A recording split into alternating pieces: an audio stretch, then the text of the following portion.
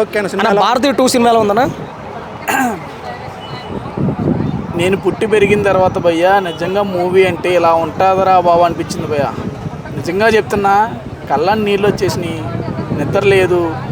మా అన్న మరీ రాత్రి 10 గంటల టికెట్ బుక్ చేయమంటే ఫోన్లే బాగుంటుంది మూవీ అని వస్తే కళ్ళని నీళ్ళు గిర్రమని తిరిగినాయి. అంటే ఇప్పుడు మీ ఇద్దరు చూడండి, సినిమా బాగుందనా బాగోలేదనా? అయ్యో బాబో, సిల్వర్ జూబ్లీ అటర్ ఫ్లాప్ అయ్యేది.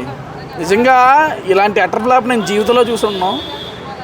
బుర్రలోని నరాలు ఉంటాయి కదా, నాకు తెలిసి ఇప్పుడు ఎర్రగడ్డకి వెళ్ళిపోతాను. అంటే మీకు సినిమాలో ఏమి నచ్చలేదు మీకు? నాకైతే మూవీలో స్టోరీ లేదు. ఆ కమల్ హాసన్ గారు పాపం దేవుడు మహానుభావుడు, ఈ వయసులో కూడా ఆయన 6 ప్యాక్ చేయడం. గెటప్ లేదు, గెటప్ ఓల్డ్ ఫ్యాషన్. అది ఎందుకు అసలు అట్లా తయారు చేసాడో శంకర్ నాకు అర్థం కాలేదు. అంటే భారతీయుడు 1కి భారతీయుడు 2కి తేడా ఉంది. భారతీయుడు 1 అంటే భయ్య సినిమా అంటారు దాన్ని, దీన్ని ఇంకో సినిమా అంటారు. బ్లూ ఫిల్మ్ మూవీస్ ఉంటాయి కదా, ఆ టైప్లో తీసి పాడేసిండు. అంటే భారతీయుడు 1లో డైరెక్షన్ వచ్చేసి శంకర్ గారు, మ్యూజిక్ డైరెక్టర్ వచ్చి AR రెహమాన్ గారు, సినిమా కాన్సెప్ట్ స్టోరీ అయితే ఉంది. మరి అదే కాన్సెప్ట్ స్టోరీ అయితే ఇందులో ఉందా? ఉంది భయ్య, ఎందుకు లేదు. ఫస్ట్ సాంగ్ చూస్తే మీకు మొత్తం మబ్బులిడిపోతాయి. అంటే శంకర్ ఏమైనా టాబ్లెట్లు వేసుకొని పడుకొని తీసిండా, లేకపోతే ఎక్కడైనా ఉండి తీసిండా, లేకపోతే గేమ్ చేంజర్ మీద మూవీ మీద ఇంట్రెస్ట్ పెట్టి తీసిండామో అని నాకు డౌట్ వచ్చింది. అంటే ఈ సినిమా ప్రభావం గేమ్ చేంజర్ మీద పడుతుందా? ఈజీగా పడుతుంది భయ్య. రామ్ చరణ్ ఫ్యాన్గా చెప్తున్నా, కళ్ళని నీళ్ళు వస్తున్నాయి. ఫ్యూచర్ తలుచుకుంటాను. భయపడుతున్నాడా గేమ్ చేంజర్? మామూలుగా లేదు, దాన్ని ప్రమోషన్ చేసుకోవడానికి మూవీ తీసినట్టు ఉంది. అట్లా అలాగని కాదు కానీ, అంటే అది డైరెక్టర్ తెలుగులో తీసిన సినిమా కదా గేమ్ చేంజర్, అంటే దానికి దీనికి ఇంపాక్ట్ ఉంటుందా అని అర్థం. ఉంటుందన్న, నిజంగా ఉంటుంది. ఎందుకంటే డైరెక్టర్ని బట్టి మూవీకి వస్తారు, ఎవరైనా హీరోని బట్టి మూవీకి వస్తారు. ఆ డైరెక్టర్ తప్పు చేస్తే హీరో ఏం చేస్తారు పాపం.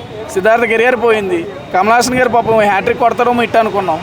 దీనికి వచ్చే బదులు ఆ డబ్బులు పెట్టుకొని కలికి మూవీకి పోతే. ఇప్పుడు ఈ సినిమా శంకర్ గారు తీయవలసిన సినిమా కదా? కాదన్న, నిజంగా శంకర్ మార్క్ లేదు అసలు. శంకర్ మూవీ అంటారు ఎవరు కూడా. ఇదేంటి థియేటర్ కూడా పరిస్థితి చూసుకుంటే కనుక ప్రతి ఒక్క ఫ్యాన్ కూడా చెప్తున్నారు ఏంటంటే, శంకర్ గారు తీయవలసిన సినిమా కాదు, కమల్ హాసన్ గారు నటించవలసిన సినిమా కాదు.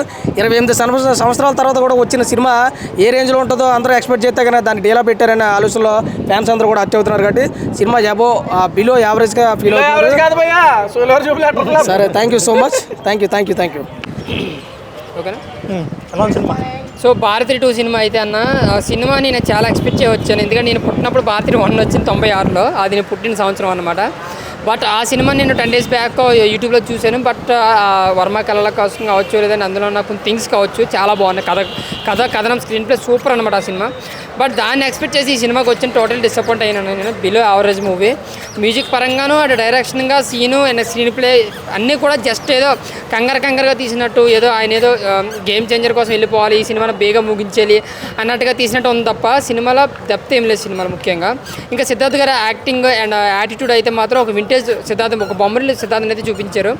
కమల్ హాసన్ గారి యాక్టింగ్ కూడా సూపర్. క్లైమాక్స్లో ఆయన యాక్షన్ పార్ట్ ఫైట్ కూడా చాలా బాగుంది అనమాట. కొన్ని సీన్స్లో ఆయన చాలా కష్టపెట్టారని అనిపించింది. So okay, super.